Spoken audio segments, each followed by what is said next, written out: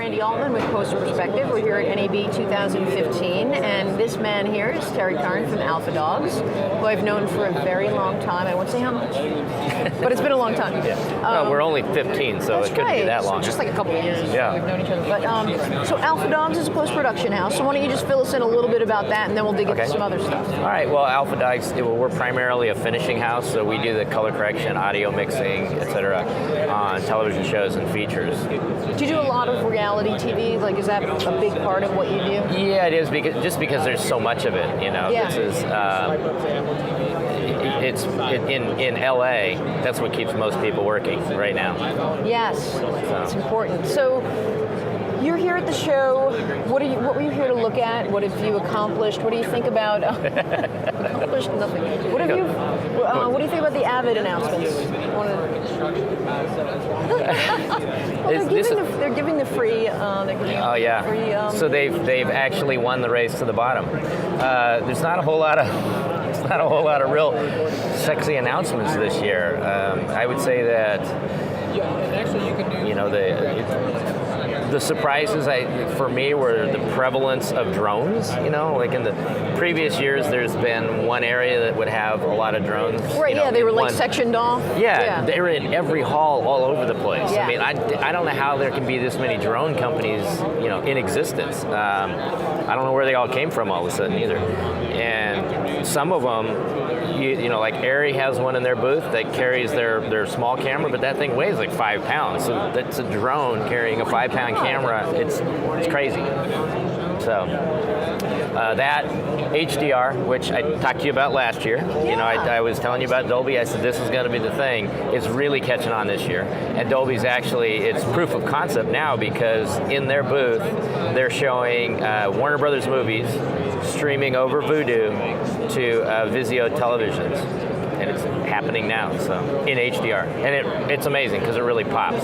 So why do you think HDR? Because that's the buzzword. Right. Last year was 4K, now it's HDR. So I mean, yeah, well, you remember me last year. What did I say about 4K? It's a waste of money, and here we are. Because you can take 1080 in HDR, and it's amazing. You can take 4K, in somebody's home, and they can't see the difference between 4K and 1080 now. The difference is that if we were to add HDR to 1080, we could fit that into existing infrastructures and workflows that are already there, instead of saying, oh, we've got to buy all new equipment to do 4K for no reason. I mean, this is the frustrating. I understand why the manufacturers are pushing it, because they want to sell the gear. But for somebody like me in a finishing suite, I've got to buy new scopes. So there's, $17,000 a room for that. I got to buy reference monitors. The 4K reference monitors are above $30,000 right now. I've got to have 4 times the bandwidth. I've got to have 4 times the storage. You start multiplying that across all the rooms that we have, it gets very expensive. And that's just us.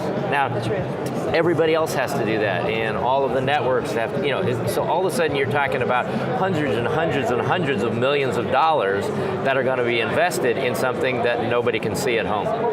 What's wrong with this picture?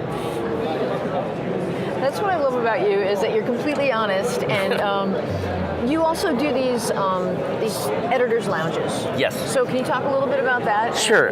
Editors' Lounge is basically a user group meeting type thing for editors that we started at the beginning of AlphaDogs days, because I was like, well, I have this place, we can have a party, invite editors over, and so it's sort of developed from there. Yeah. We've been doing an annual pre-NAB Editors Lounge panel every year for 12 years now, and basically, traditionally, we've always kind of predicted, here's what we think is going to happen at NAB, and talk about the current technologies and all that.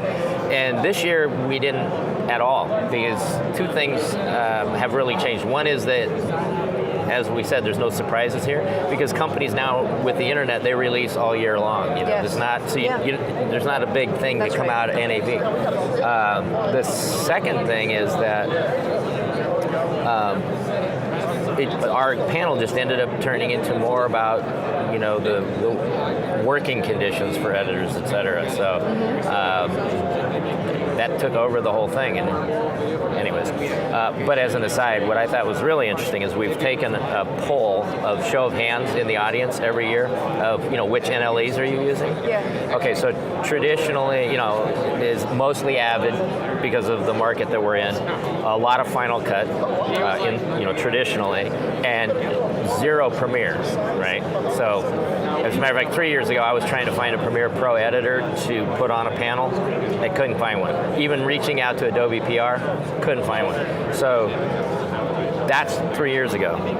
Last year, by a show of hands, Final Cut 7 users, there were still a lot. Avid users, of course, there are a lot. Yeah. Final Cut 10, there were only a couple, and Premiere Pro is a couple. This year, Final Cut Pro 10, still just like 2 editors. A lot of Avid, of course. A lot less Final Cut 7. The shocker, a bunch of Premiere editors in 1 year. And 2 of the other editors on the panel, one cuts features and one cuts scripted television, both said they would prefer if they could edit on Premiere Pro. I mean, Avid still kind of owns that market because of the share, but they said they would prefer editing on Premiere Pro. This is in 1 year. To me, that's a groundswell movement. So. And their most recent release with speed grade, essentially. So now you have color within Premiere. You don't have to go out, which is kind of cool. I know a lot of people were asking for that, and they did it. So they seem to be listening. And well, yeah, I know personally because how they've reached out to me that for the last 3 or 4 years they've been ever since Final Cut 10. I think they smelled the blood in the water, and unlike the other company that starts with A, they took advantage of it and have really gone all out. And you feel like Adobe is focusing on our market as opposed to selling iPhones. Avid, not so much us. I feel like they're focused more on the broadcaster still. So there you are. Terry Curren.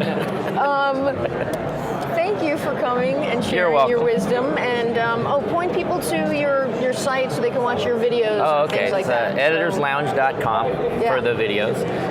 And then also I have a podcast that I do with Philip Hodges. It's called The Terrence and Philip Show. Yeah. And there you go.